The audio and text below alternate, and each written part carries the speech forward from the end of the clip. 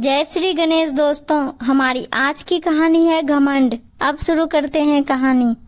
सेठ जी के यहाँ कन्या ने जन्म लिया है। माँ लक्ष्मी भंडार के स्टाफ और आस पड़ोस के दुकानदारों में ये खुशखबरी फैल गई। शहर के प्रतिष्ठित व्यक्ति सेठ मोहनदास अग्रवाल के घर कन्या रत्न ने जन्म लिया था। पिता ने गोद में लेते ही लक्ष्मी नाम का उच्चारण उनके मुंह से अचानक ही निकल गया। उसका नाम वही पड़ गया।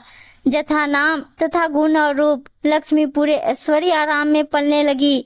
सेठ जी की जान बसती थी बेटी में। मुंह से निकलते ही फरमाइश पूरी हो जाती। लक्ष्मी स्कूल की पढ़ाई पूरी कर कॉलेज में चली गई थी। खूबसूरती भगवान ने दिल खोलकर प्रदान किया था। दूध में गुलाब का फूल मिलने से जो रंग आता है वैसा रंग। माँ दुर्गा जैसी खींची हुई बोलती आंखें, हीरे की कनी जैसा सुतवा नाक, लंबे छड़हरे बदन पर कमर तक काले लंबे बाल, पतली सुराहीदार ग्रवा, देखने वाला मंत्र मुग्ध हो जाता। लक्ष्मी बचपन से ही अपने पिता से खूबसूरत राजकुमार जैसे लड़के से शादी की बात सुनते हुए बड़ी हुई थी। उसे अपनी सुंदरता और दौलत का पूरा एहसास था। ग्रेजुएशन में पहुंचते पहुंचते आशिकों की कतार लग गई, पर लक्ष्मी को शुरू से ही नीरज अग्रवाल बहुत अच्छा लगता था। हीरो जैसा रूप, बड़ी सी गाड़ी से उतरता तो सबकी निगाहें उड़ जाती।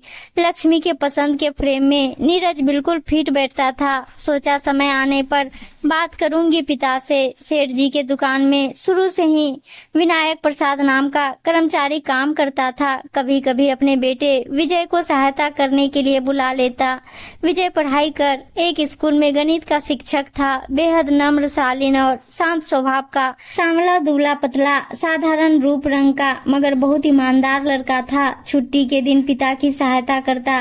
सेठ जी लक्ष्मी को कहते, बेटा कुछ मैथ में दिक्कत हो तो विजय से पूछ लो, मगर गवर्नी लक्ष्मी को विजय फूटी आंखों नहीं सुहाता था। बड़े बुजुर्ग कहते हैं लक्ष्मी चंचला होती है। सेठ जी के दुकान में छापा पड़ा। बहुत मिलावटी सामान मिला और वजन करने की मशीन का कांटा भी गड़बड़ था। विजय के पिता ने इल्जाम अपने ऊपर ले लिया, मगर सेठ जी के नाम दुकान होने से उन्हें भी जेल हो गई 8 साल के लिए। शहर में इस चर्चे से बाजार गर्म हो गया। शोहरत और इज्जत मिट्टी में मिल गई।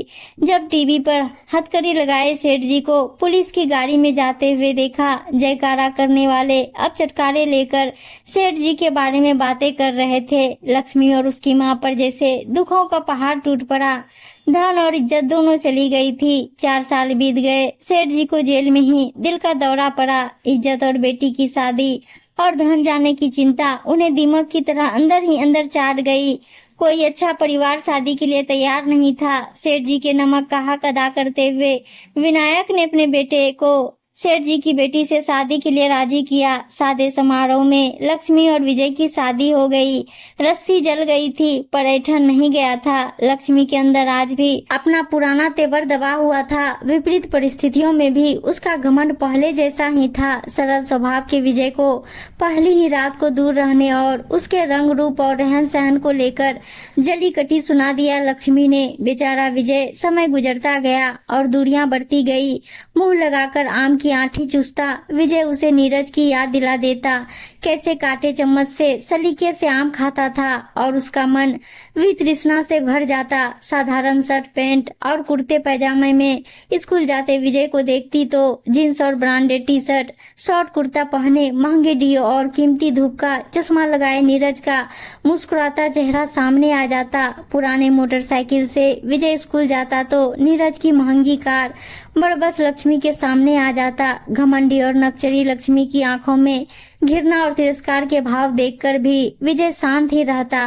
घर में सबके सामने लक्ष्मी की तारीफ करता और हमेशा ढाल बन के खड़ा रहता। पर लक्ष्मी जाने किस मिट्टी की बनी थी। घमंड उसमें कूट कूट के भरा पड़ा था।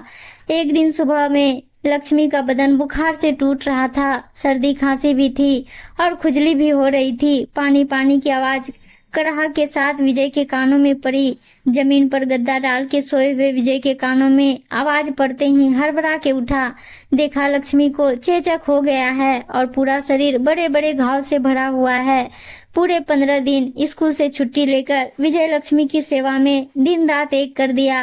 कभी रुई से नारियल पानी लगाता, नीम के पत्ते उबाल ठंडा कर पूरा शरीर स्पंज करता, बिछावन के चादर तकिए बदल फिनाइल से पोछा लगाता, क्योंकि इन्फेक्शन के डर से कोई कमरे में नहीं जाता था। माथा सहलाते हुए कहानियां पढ़ के सुनाता, अपने हाथों से बच्चे जैसा बहला फुसला के खिलाता। बहुत कमजोर हो गई थी लक्ष्मी।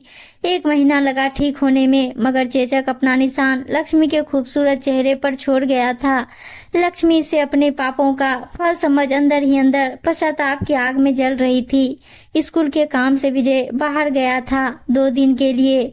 आज विजय को लौटना था। विजय के पसंद का लिट्टी चोखा, खीर और धनिये की चटनी बनाई। सीधे पल्ले की साड़ी जो विजय को बहुत पसंद था, पीले रंग की, जिसे लक्ष्मी देहाती कहती थी, पहन के 16 श्रृंगार कर तैयार हुई। माँ ने हमेशा की तरह विजय को खाना दिया। विजय कमरे में आया, लाइट बंद थी। लगा लक्ष्मी सो गई है। चुपचाप आके नीचे गद्दे पर सो गया। अचानक गले में बाहों का घेरा महसूस किया और फिर अगली सुबह विजय का चेहरा अजीब सी अलौकिक चमक से परिपूर्ण था और लक्ष्मी उसे तो इस जहां का सबसे खूबसूरत प्यार करने वाला पति मिल गया था, जिसे कांच समझती रही। वास्तव में वो कोहिनूर था और वो नीरज कभी खैरियत पूछने भी नहीं आया। आज उसे समझ में आ गया था कि सीरत हमेशा सूरत पर भारी पड़ता है। उम्मीद है दोस्तों कहानी अच्छी लगी होगी और अच्छी अच्छी कहानियां सुनने के लिए चैनल को सब्सक्राइब, वीडियो को लाइक शेयर जरूर कर दीजिएगा। धन्यवाद दोस्तों।